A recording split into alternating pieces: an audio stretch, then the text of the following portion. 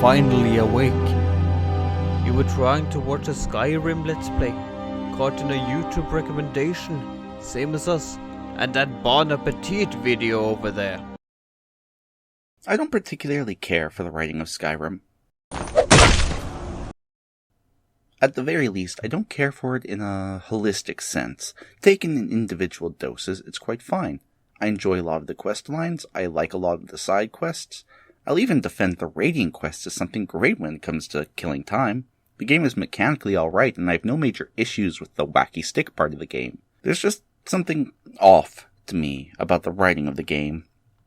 This video started as a look into nationalism within the context of the game. I might even do that video later on anyways. But I found myself increasingly distracted by a flaw that went well outside that sphere. One I found gripping at me, making me reflect on writing, and writing in games in specific. See, the problem with Skyrim's writing is a problem with what the game wants. I don't want to call it a ludonarrative dissonance, but I think that's about the closest term I can think of. But it's a bit hard to explain right off the bat.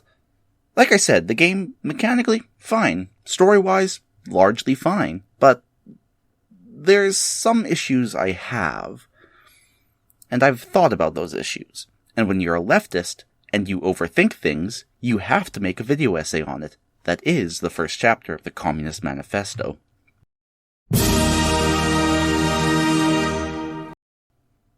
You have, two storylines. One that doesn't seem to matter all that much, and one that matters a lot. The one that matters a lot is the Civil War storyline, where I sided with High King Ulfric. This won't be a video telling you why you should support the Stormcloaks or who's right or wrong, because they're both wrong. The Nords should rise up against the tyrant Jarls and establish independent communes run by direct democratic means that are united only in terms of defense and external policy. Death to all who stand in the way of the working class.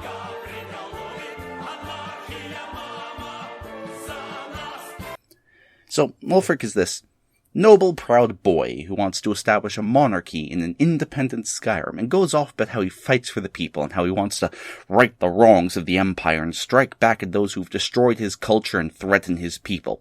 The game goes to great lengths to justify Ulfric, despite his crimes against citizens in the Grey Quarter, marginalized non-Nord refugees.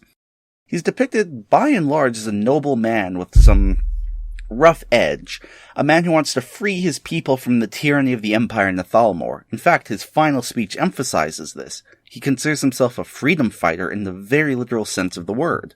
One that doesn't seem to matter as much is the first quest you get when you enter Markarth. Outside of one of my recordings, where I had some guy from the Dawn Guard constantly harass me so I could never get good footage of the murder. Anyways, you see what is best described as a terror attack, and get commissioned to find the guy who did it, get embroiled deep in the politics of the Reach, and find out there's a marginalized group of people called the Reachmen, with a king and all that. There's collaborationists and folks who are working to keep everything under control and are preparing to strike back. And you're able to learn at some point that Ulfric is actually the reason why a previous attempt of the Reachmen to reclaim their homeland failed. So, here's my question. Why are those two storylines utterly disconnected? Why is it I can't even challenge Ulfric on the fact his vision of freeing Skyrim involves keeping the Reach under his thumb, when the King of the Reach, those methods are pretty nasty, has pretty much the same goal as Ulfric does. Freedom for his people, liberty from the Empire, and the ability to practice his faith in peace. The King of the Reachmen isn't exactly noble, he wants your loyalty through murder, and his culture is definitely coded as brutal, what with necromancy and primitive animal skin clothing and stone weapons. The problematic elements of that could be a whole ass video on itself, by the by. But honestly, given the College of Winterhold is so okay with necromancy that you can buy books on raising the dead from corner stores, and the Civil War is, a civil war, the game's general refusal to show civilian casualties from the Civil War is really weird, and honestly I have a hard time justifying it. I have a hard time accepting the idea that the Reachmen are meaningfully worse than the Stormcloaks, which feels like it could be purposeful if there was any meaningful change when you help their king escape. But there isn't, unless you count a weirder version of a Free Willy ending to be meaningful. Hey, this isn't Orca the killer whale. You get a neato set of armor, and you wear that specific armor, and the Forsworn won't attack you. But that's about it. You can't even ask Ulfric about it, or bring up to any leader the horror of the Reachman's condition. Hell, Seed in a Mine uses literal slave labor from a historically oppressed group, and you can't say, wow, that's kind of fucked, to anyone outside the people directly affected. What can I say but yikes? There's no major changes to the world if you beat the Civil War on either side. The College of Winterhold still has Thalmor influence, the Thalmor Embassy still exists. For now, nothing meaningfully changes about the world outside one quest being skipped in the main storyline. This is a problem for me. When I'm playing a role-playing game, I can buy that I'm the chosen one in a world where chosen individuals may change the entire course of history. I won't get into a diatribe about people's history here, nor will I argue that individuals aren't important. I'm just saying the chosen one is a fantasy for multiple reasons. However, I have to then be able to buy into the fact that I alone can change the entire world. Andreas is begging me to plug the Wheel of Time books as an interesting case study for the effect that can have on someone's psyche, but I won't. Dang it. Soon, my pretty. Soon.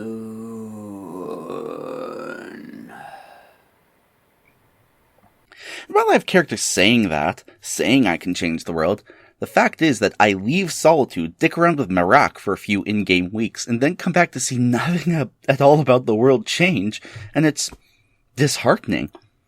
It shatters the illusion and makes the amazing soundwork of Skyrim and the beautiful graphics that hold up nearly a decade later do absolutely nothing to make me feel like I'm in a real world. It turns the world of Skyrim, at least for me, into an exercise in futility. I can't make an impact, and I can't get the goddamn guards to stop insulting me. Let me guess. Someone stole your sweet roll.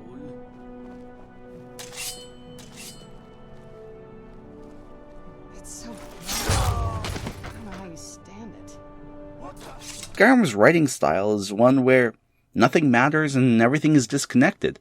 The Winterhold questline is meaningless outside Winterhold, the Companions questline does nothing outside the Companions, the Thieves Guild and Dark Brotherhood are meaningless and do not connect to each other outside throwaway lines.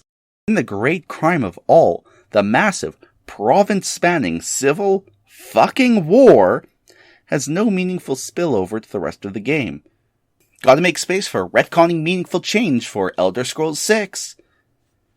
When I say this shatters the illusion, what I mean is that my actions do not affect the world at all, or even directly affect my characters. Not to praise New Vegas again, I've done that for an hour. When I played New Vegas, my actions and choices, they changed the world in some way. Companions rejected or favored me based on what I did. Questlines opened up with me with new dialogue unique to that questline.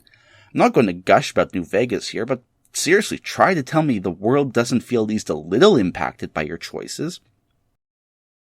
All of this ties into a problem with Skyrim's writing, not just its insulting inability to allow me to question nationalists on their stances when I've met the people they are hurting, but the fact that it's written in a way that prevents you from ever making an impact in the world. And the reason for that stems from the fact it's not supposed to end. Ever. Skyrim is designed with a fundamental philosophy that is about playability for as long as possible. You're not meant to play Skyrim and test out every path. You're meant to play it, beat every quest, and keep going. And I know this to be the case because the design screams as such. By keeping everything self-contained, everything can be done at the player's leisure. There's nothing that escapes you on the playthrough. Nothing escapes you on the playthrough. Outside of, one path for the Civil War and the asshole Dawn Guards let me marry the fucking vampires, Todd. Major choices are presented to you as something you're obviously supposed to do. The game Radiant quests everything. To quote from The Salt Factory, it pretty much Radiant quests leveling up. You're meant to keep accepting small jobs forever, to do quests and the like forever. Even when you complete every quest and murder every NPC but the essential ones, there will always be content for you. Genocide running Skyrim still leaves you with a massive amount of procedurally made content to play. Combining these two things together, And you get a system where your player cannot meaningfully change the world but can infinitely act within it. There's no end to what you can do, but a finite limit of what you actually do. This becomes a major problem from a narrative standpoint because there's thousands of missed chances. Either the Civil War or Alduin thing could have been the culminating moment, or both of them could be part of the same path. Alduin emerges, Civil War heats up, drawing you into it while you try to figure out what dragon shit is. From there, you could explore the different guilds and get an ending depending on what you do. Maybe you convince the Winterhold lads to accept Aldmeri control, or you told the companions to be true sons of Skyrim and give up their centuries-long political neutrality, or maybe you did nothing and the resulting chaos means Skyrim shatters into tribes or something. Todd could have made something compelling, or at the very least something ambitious in scope, but he didn't. Then again, all I really expect from Bethesda are new videos from the Jimquisition about their latest fuck-up, so maybe I'm holding it to too high a standard. This isn't me saying every game needs to be The Outer Worlds or New Vegas. It doesn't need to be. But the contained storytelling of Skyrim, where every story is more or less in a bubble that doesn't do anything, means that for an RPG about being the chosen one changing the world, you do very little world-changing things. If I can kill one of the leaders of the Civil War, the Emperor, but not have it materially affect the Empire during that Civil War, what kind of story is that? Skyrim is like 1,000 interesting narratives, each contained in one of those comical hamster balls people buy for some reason. They clatter, they clang, they make a lot of noise, but rarely do two narratives interact. Instead, they look at each other sadly through the plastic and move on. And it's a huge wasted opportunity. This containment, by the way, is a direct result of wanting to make a game playable forever. By containing each storyline in this way, you ensure the player can approach it from every angle with no concern for plotting outside the individual quests. You don't need to worry about contradicting yourself, having characters reference Alduin well after he's dead, or talk about the Civil War even though Ulfric's head is rightfully on a pike. You can basically proof yourself from any inconsistency, which means you can throw any number of quests at the player, no matter where they go and what they do. This kind of sucks. I mean, even in the previous Elder Scrolls game, NPCs reacted to you having some form of status. You know, you also made that, Todd. The consequence of this hamster ball style of writing, where you proof yourself from any inconsistency by making every narrative unrelated to each other, even the ones really should intersect, like the Forsworn and Ulfric, is that the world never really interacts with itself. You can make all the fancy random encounters you want, Todd, but the fact Ulfric never voices concern about the King of the Forsworn escaping and how that'll impact his control over the Reach, that makes the entire quest feel pointless because it's had no material impact on those it should worry the most. To be clear, stories that exist on their own are fine. I like the ones that are just weird dives into Skyrim, quests you pick up from books or take from random NPCs. The problem here is specifically those quests don't make a claim like, this man who Ulfric has a history with and wants revenge on has been freed. If it's wholly outside a story, it's wholly outside. But when there's a Venn diagram overlap, I get a little more critical. Skyrim's writing fails not just because it's sometimes bad, but because where it could shine, it seems actively resistant towards doing so. And don't get me wrong, I don't think it's fair to expect the writers of Skyrim to make 25 storylines for one faction based on what I've done. I don't blame the writers. I don't blame the artists. I don't blame the coders. I think the idea that any game can be played forever from every angle is something that rests squarely on the shoulders of people who at the highest echelons decide what video games are made. I am certain that the people who made something as compelling as this... Why do you fight for me? I'd follow you in depths of oblivion. You know that. Yes, but why do you fight? If not for me, what then? I'll die before elves dictate the fates of men. Are we not one in this? I fight for the men I've held in my arms, dying on foreign soil. I fight for their wives and children whose names I heard whispered in their last breath. I fight for we few who did come home, only to find our country full of strangers wearing familiar faces.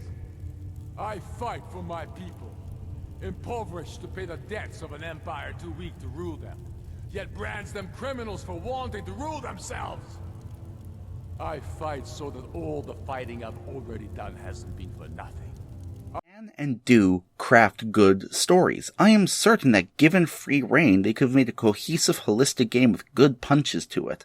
And the fact they tackle concepts as high-minded, as easy to fuck up as a civil war, as national liberation, and the imperialistic interference in faith to subdue a population, and the resistance to that oppression, makes me feel like they wanted to, but were constrained by the model of an unending gameplay. When you're trying to tell a story, that directly contradicts with the idea of a game that you can approach from any angle and play it forever.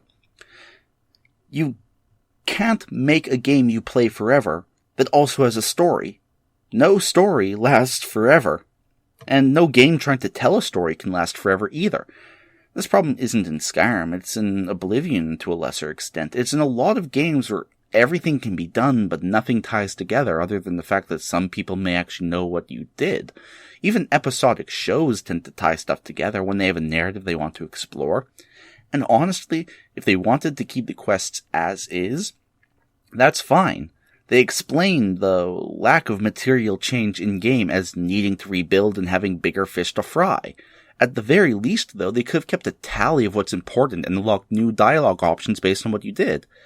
Let me mock Arcano for the Thalmor failure to keep Skyrim, or talk to Ulfric and hear his opinion on the Reach, or give Delphine a few lines about how independence is a terrible result for Skyrim, but at least the Blades don't have to worry about the Thalmor. Tiny things. That's all I'd like, to show some impact. Ultimately, Bethesda's attempt to make a game where you can do grand things falls flat because you never reap the narrative rewards.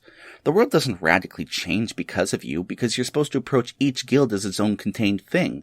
And if I'm supposed to be the one with the supposed power to change the entire course of wars and kill demigods on the reg, how am I supposed to feel when that materially doesn't change the world? I can tell you how it feels. Boring.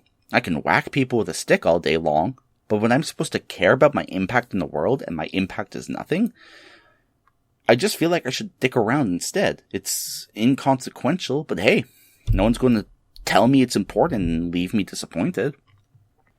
This is something that applies outside of Skyrim, outside video games, outside of most things. In writing, it's always dissatisfying when something is pointed out to you and then dropped.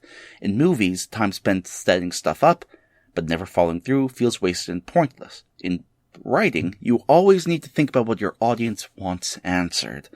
You can often leave things unanswered and let them continue wondering until they're revealed. This is the purpose of villainous speeches, as cliché as they can be. It's a cliche, damn it! And a good goddamn one at that! Reveal the answer to the question on the minds of a lot of audience members, which is, why are they doing this? That's the purpose of an audience avatar, someone who doesn't know what's going on and tries to figure out the world from a perspective of the outside. You don't need to be direct as, I will ask you why, though it often benefits RPGs to do that because, the everyman, the protagonist, the player avatar, and the consumer's connection to the world all originate from the same person, the main character. Say in a book detailing a civil war like Skyrim's, you could have people discover correspondence between Ulfric and the Jarl of Markarth, or have it revealed piecemeal through tiny bits of information, scoffing about savages at the West or the need for silver to fund wars, and let readers come to their own conclusions. Hell, that could be done in the video game! You often walk on the guy mid-conversation! Anyways, the reason I chose those two specific quests, the Markarth and Civil War one, is because they perfectly illustrate to me the sort of incuriosity when it comes to writing. Skyrim is working with so many concepts, so many ideas. Like civil war, national liberation, who's right, who's wrong, what it means to defend your nation. Ulfric and Tullius both have reasons for thinking they're defending Skyrim in the Civil War, but because of the incuriosity imposed by the narrative hamster balling, where writers can't really build a point from A to B to C to D with branching paths off the main storyline, they end up creating stories in which the connective tissue is what's missing. And without connective tissues, the stories feel a little wrong and off. I know video games aren't often considered a very thinky type of media, but that's changing. Raid Shadow Legends Might be changing. Media analysis is taking video games seriously, so I think it's worth discussing video games as we do novels, as something that can build up to have messages, where the writing style can really impact the quality of the work.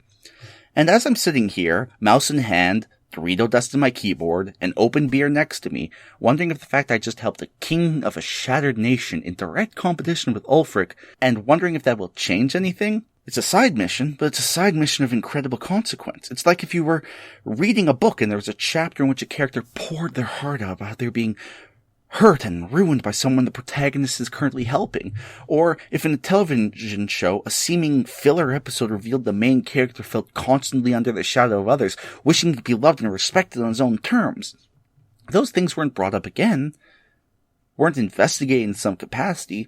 Wouldn't you feel a bit uneasy about the missed potential? When writing, writers are always making choices. What to keep, what to cut. Your favorite novel, your beloved television series, your top movies, all of those have literally tens of thousands of cut words and wasted hours. Everything that is kept by the writers and the editors and so on is there for a reason. If it wasn't cut, it serves a purpose in some way. Unless it's Andreas. I've contributed nothing. To introduce new concepts, or to just be entertaining and keep the viewer, reader, player, whatever, entertained in the fiction of it all, there's a reason. There needs to be a payoff in some way. The classical rule, of course, is Chekhov's gun. A gun shown in Act 1 must go off by Act 3. But it's far more complex than that. Interrelationships and intertwining stories are often formed in longer media. Novel series in particular tend to have things that don't pay off for chapters, if not entire books. So it's really noticeable when something that feels like it should pay off doesn't. Skyrim's way of making stories pay off, in lieu of actually connecting stories together, is to give fancy equipment, which means its stories don't pay off, they just pay.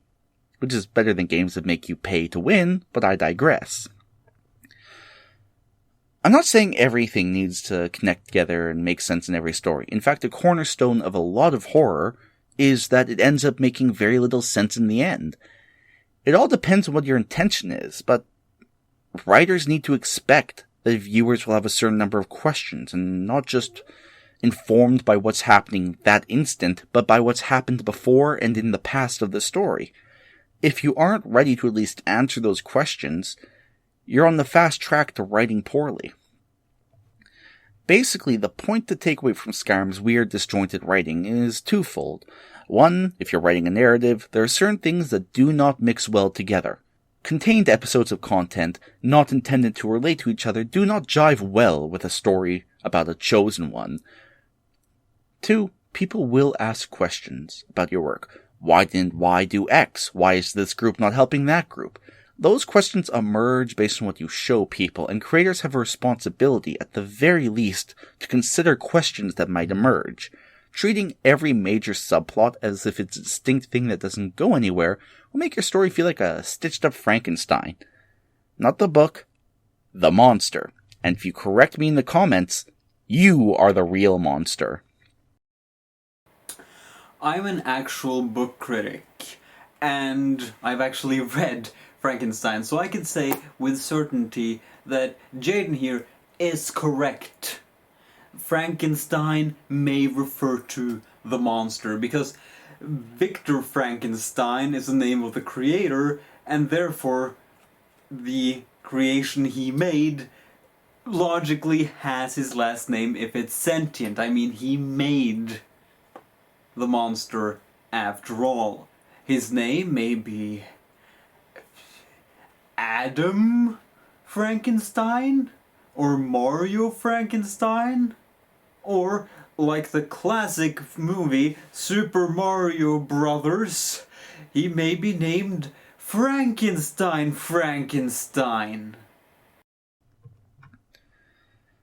Please never make me think of Frankenstein in the Mario Bros. Movie in the same context again. No promises. By the way, did you notice that the Super Mario Brothers movie is actually really socialistic and actually a great movie? Like, I think it got run over by gamers. Moving along. Ultimately, it comes down to choices. There's a lot that will be on the cutting room floor no matter what you make. if what you keep raises questions, you should at least seek to tie those questions into the narrative. If you want to just waste time, you shouldn't connect it to grander narratives. If you want to connect it to grander narratives, then you need to use the language of your medium to do that. Key to writing these ideas is understanding what styles and choices will work for your type of story. Skyrim is a result of choosing to have a grand, spanning narrative while keeping everything episodic and neat, so not as to disturb the player's ability to do anything ever. Skyrim made its choices. It's an extremely well-crafted game with a fun, wacky stick, and a lot of really good quests to it. Despite the fact that I probably sound disdainful of it, I'm really not. This was never meant to be a 3-hour video exposing 10 flaws in Skyrim. Number 10, dragons aren't real. It's a wyvern that doesn't catch fire. I think that Skyrim instead serves as a lesson of sort for writers. You can put a huge amount of effort into your work's individual parts, make every cave detailed by hand, design every character down to the cavities in their teeth and their bathing habits, and make sure that every sword you design is personally approved by or Hephaestus himself. But none of that matters if the way those characters' caves and swords interact make the world feel fake. Bethesda made a power fantasy game that made you feel like you were powerless. It's a chosen one story in which you are seemingly chosen to do pretty much nothing. That would have been funny if it was the point of the game's narrative, but it wasn't. Anyways, Mom says it's Andreas' turn on the Xbox. I'm Andreas from Pagefire. While I agree with our Jumbled reviewer, I kinda want to approach this from a different angle. Skyrim is cohesively a bad RPG, but maybe that's by design. NANI?! Because while RPG nerds like us would usually want our stories to be more complicated and have more cohesiveness, the fact that Skyrim is a bad RPG kind of makes it a brilliant introduction to RPGs. It draws you in with its simplicity and makes players grow increasingly sick of its simplicity, leading to mods in order to change up the experience. If you know anything about RPG nerds, you will no doubt know that we're giant nerds. So surplus of said mods is going to be from old fans used to fix Bethesda's fuck-ups, because there's a lot of them, and add actual RPG elements, which, yeah, they can't really reconnect the tissue, but they can do their best to make it feel like your choices matter more, or add an entire quest that takes hours just for the sake of wanting to make a creative quest all on their own. There's mods like the Forgotten City, which claims to have won writing awards, and Helgen Reborn, which lets you pretty much build a whole new town from the destroyed rubble of Helgen. There's entirely newly added realms and quest lines by people so inspired by the game that they wanted to add it. So many that naming them all is impossible. Maybe I'm drawing parallels that aren't really there, but would 5th edition Dungeons & Dragons have sold as well, or been a massive success, hadn't it been for the fact that Skyrim introduced people to a stripped-down RPG? Maybe I would, because I'm a huge fantasy nerd and I've appreciated the genre for a lot of reasons beyond just Skyrim and stuff, but there's a lot of people who probably wouldn't. Back to you. I've been rough on Skyrim this video, but Andreas is right. Skyrim introduced a 10-year-old me to a bunch of concepts I'd only known about tangentially. I'm looking back on it with the mature, sullen, world-weary visage of a 20-year-old in late capitalism. It was a game that filled me with wonder, made me play for hours and hours, and formed a huge core of what I liked in media for a long time. I don't hate Skyrim. I can't hate Skyrim, because Skyrim is what introduced me to basically everything else in fantasy I ever loved. I wouldn't be into Dungeons & Dragons if someone hadn't told me it was basically multiplayer Skyrim. A crude comparison, but one that made me think it was awesome. And then I found out it was awesome for entirely different reasons. Hell, it was the path for making me care about video games as more as a visceral experience, a story experience over getting higher points. A lot of people have picked it up and put it down, and that is fine. It's more like a popcorn movie than a Kubrick film, but I guess at least for me it was a little more. I have a shameful secret tucked away in the back of my room. It's a copy of a book I wrote when I was 12. It was printed and bound, and I got my parents to pay for cover art. It's called The Hunter King, and it follows a serf in a Nordic-inspired fantasy setting as he rises into knighthood and kinghood and challenges a world-ending threat.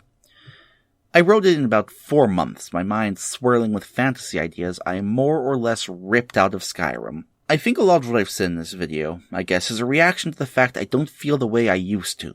I matured a lot, I got more interested in storytelling and how it worked, and met a lot of genuinely great people in my admittedly cringy-ass early development as a writer, and they're people I still know and trust today.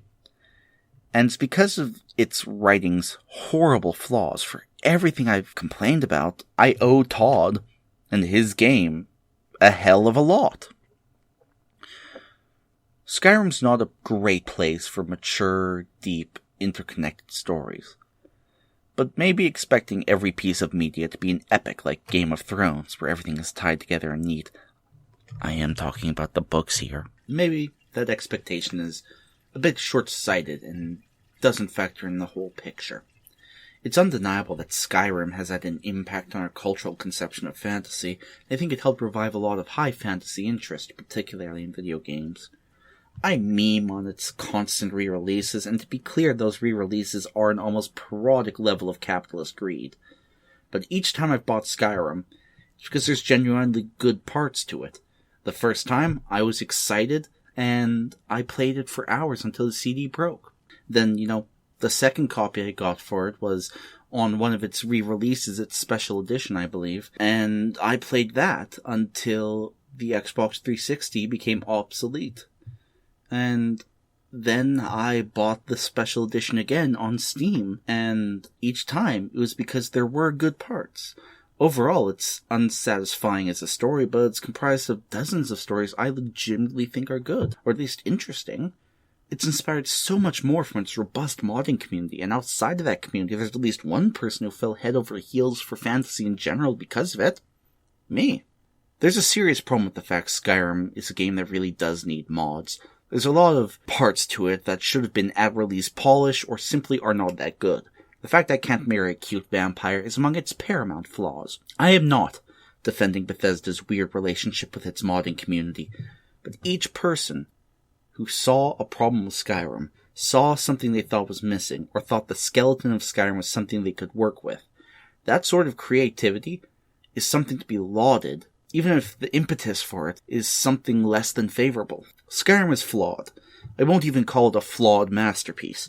I think it's a solid 8.7 out of 10 at best.